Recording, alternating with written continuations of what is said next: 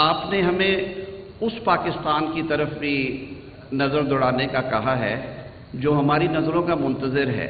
یہ پاکستان تو ہم روز دیکھتے ہیں، اس پاکستان کو تو شاید اتنی ضرورت نہیں ہے۔ الحمدللہ ضرورت تو اس پاکستان کو ہے جو آپ نے آج کی اس ڈاکومنٹری میں ہمیں دکھایا۔ بھٹا خشت کے مزدوروں کے پاس کس نے جانا ہے؟ تپتی دھوپ میں کام کرنے والے ریفائنریز کے ورکرز کی بات کس نے سننی ہے؟ کچی آبادیوں کے سکولوں کی طرف کس نے دیکھنا ہے؟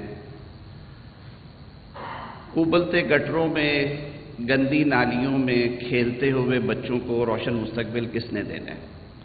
یہ آپ کا، میرا، حکومت کا، ہر پاکستانی کا، ہم سب کا فرض ہے۔ اور میرے خیال میں سول سروسز اکیڈمی جس نے قوم کے معمار اور قوم کے خدمت گار پیدا کرنے ہیں، یہ وہ درسگاہ ہے جہاں سے یہ نور پھیلنا چاہیے، جہاں سے ایک مشن لے کے ہمارے بچوں اور بچیوں کو نکلنا چاہیے۔ گئے وہ دور جب ہم کالونیل سٹائل میں رول کرنے کا سوچتے تھے۔ پاکستان کو آج خدمت کرنے والوں کی ضرورت ہے، زخموں پہ مرہم رکھنے والوں کی ضرورت ہے، گلے لگانے والوں کی ضرورت ہے، نفرتیں نہیں محبتیں بانٹنے والوں کی ضرورت ہے، اور حکم نہیں گزارشیں کرنے والوں کی ضرورت ہے۔ میرے خیال میں یہ پاکستان ہے جسے ہم سب نے مل کے بنانا ہے، اور اسی کے لیے آج ہم اکٹھے ہوئے ہیں۔ میں فائز صاحب سے کہہ رہا تھا کہ آج مجھے زیادہ خوشی یہ ہے کہ اس ایونٹ کی مناسبت سے میں بطور وزیر انسانی حقوق آپ کے درمیان موجود ہوں، اور ہم نے پچھلے کچھ عرصے میں، مختصر عرصے میں جو کچھ بن پایا وہ اپنے بھائی بہنوں کے لیے۔ ڈاکٹر صاحب نے کہا کہ نان مسلم کہا کریں، ڈاکٹر درشن دوسرے ڈاکٹر صاحب بیٹھے ہیں، آپ کو ہم نے مس کیا، آپ نہیں تھے۔ ہم نے بڑی لمبی، بہت لمبی ڈسکشن کے بعد جو national commission for the rights of minority ہے اس کا ڈرافٹ فائنل کیا، اور الحمدللہ پارلیمنٹ نے اسے منظور کر دیا ہے۔ ثاقب بیٹھے ہوئے ہیں، I am sure justice Jilani بہت خوش ہوں گے یہ سن کے۔ ایک لانگ اویٹڈ ایجنڈا تھا 10 سال سے زائد عرصے کا، اس میں ہم سرخرو ہوئے، اور اس کا نام جو ہے وہ اسی لیے for the rights of minority رکھا گیا کہ ہمارے آئین کا جو پریمبل ہے وہ ہمیں کمانڈ کرتا ہے کہ آئین پاکستان میں مائنورٹیز کے حقوق کے تحفظ کے لیے پروویژنز ہوں گی، اور اسی لیے پھر مذہب کے حوالے سے آرٹیکل 10 انکارپوریٹ کیا گیا، مساوات کے لیے آرٹیکل 25 لکھا گیا، مواقع دینے کے لیے آرٹیکل 26 اور 27 کو انکارپوریٹ کیا گیا، وہ فریم کیا گیا، اور پھر پرنسپلز آف پالیسی میں آپ سب کو گلے لگا کے ایک مضبوط پاکستانی بنا کے اس معاشرے کا حصہ بنانے کے لیے، پلورلزم کی ایک زندہ مثال قائم کرنے کے لیے آرٹیکل 36 بنایا گیا۔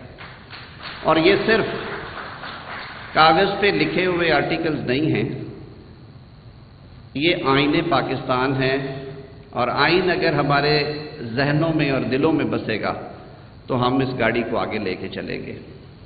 اس گاڑی کو آئین پاکستان کے دیے ہوئے فریم ورک کے تحت وقت کی حکومت چلاتی ہے، وزیر اعظم چلاتا ہے، صدر سے ہدایت لے کے چلاتا ہے، لیکن اس سارے میکنزم میں، اس ریل کے شعبے کے ہم سب ڈفرینٹ مکینکس جو ہیں وہ دیکھتے ہیں، اور جب تک ہم سب مل کے اس کو نہیں چلائیں گے، اس کی آئلنگ ٹھیک نہیں ہوگی، اس کے پہیے ٹھیک نہیں ہوں گے، اس کے ٹریکس ٹھیک نہیں ہوں گے، اس کے سٹاپ اوورز کا پتہ نہیں ہوگا، اس کی ٹائمنگ کا پتہ نہیں ہوگا، تو یہ ترقی کی دوڑ میں نہیں دوڑے گی۔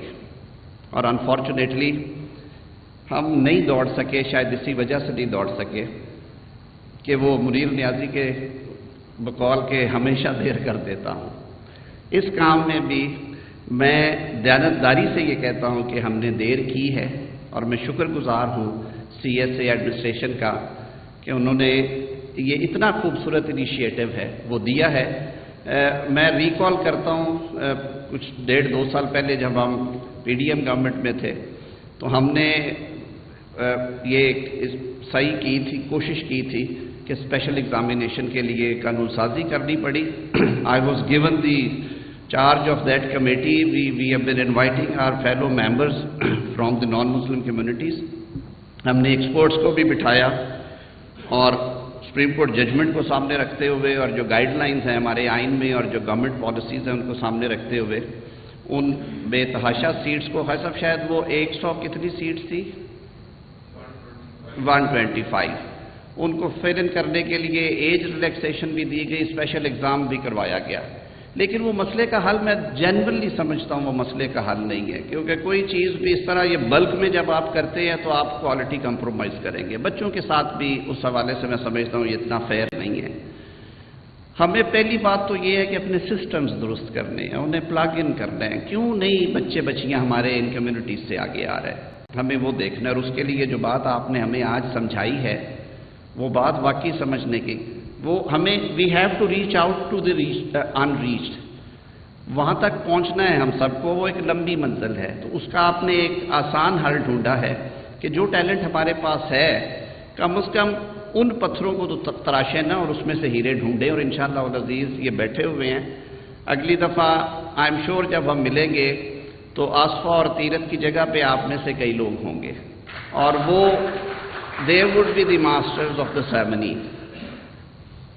हमें मिलजुल के मुआशरे की तामीर के लिए भी सोचना है।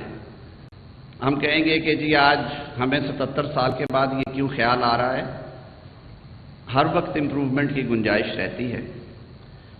अनफॉर्चुनेटली पिछले 2 से 3 दहाइयों में इस खित्ते के जो मैं समझता हूँ जो स्ट्रेटेजिक इश्यूज थे उनकी वजह से हमारे यहाँ अदम बर्दाश्त, अदम रवादारी को फ़रोग़ मिला है।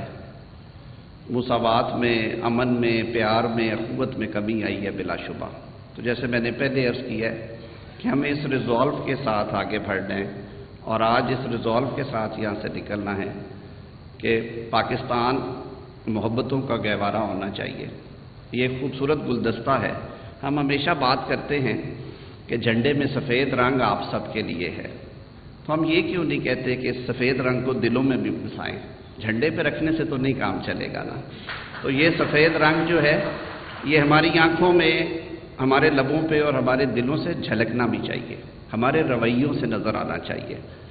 और जिस दिन ये रवैये, ये सोच, ये अमल ठीक होंगे इंशाअल्लाह अल अज़ीज़, मुझे ये कभी यकीन है हमें स्पेशल इनिशिएटिव्स की, स्पेशल ट्रेनिंग प्रोग्राम्स की ज़रूरत नहीं रहेगी।